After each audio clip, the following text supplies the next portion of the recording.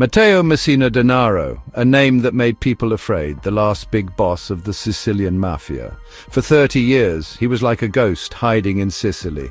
Denaro was born in Castelvetrano, a small town where the Mafia was strong. His father, Francesco, was an important Mafia boss. Matteo learned the family business when he was young. He was good at it, mean and ambitious. Denaro quickly became powerful in the Mafia. He became known for being violent. He was involved in making people pay him money, selling drugs and killing people. Denaro liked being powerful. He showed off his money. He had lots of girlfriends and expensive things. Denaro thought nobody could touch him. The Italian police were always looking for him. They knew his face, they knew his name, but Denaro was always one step ahead.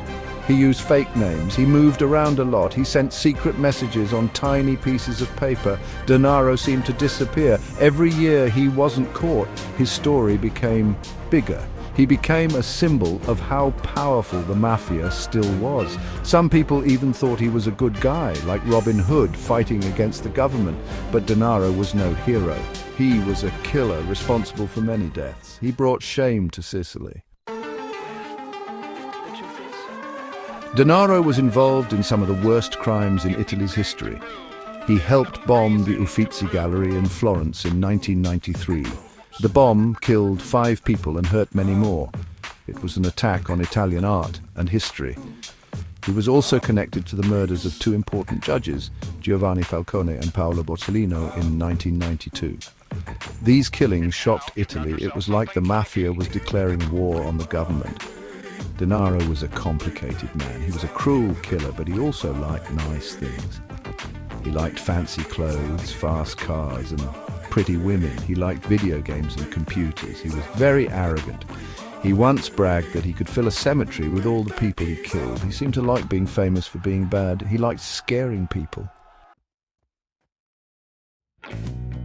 After many years of hiding, things got difficult for him.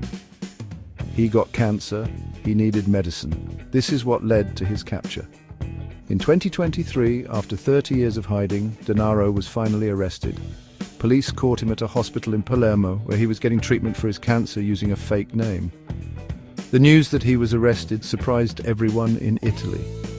The ghost had been caught. The search was over. Denaro was put on trial and found guilty. He was sentenced to spend the rest of his life in jail. He lived the rest of his life alone in a cell in a high-security prison in L'Aquila. He wasn't allowed to talk to anyone outside the prison. He died in prison in September 2023. He was 61 years old. Denaro's story didn't end when he died. His family was still involved in organized crime. His sister, Rosalia Messina Denaro, was a big part of his criminal group. She took care of his money.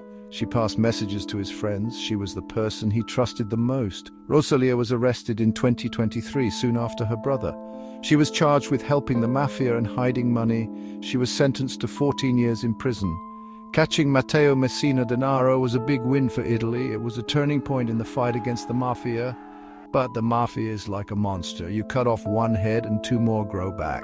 The fight against organized crime is not over. The story of Matteo Messina Denaro, the Last Godfather, still affects Sicily. His story reminds us how dangerous the Mafia is and how much it controls Italian society.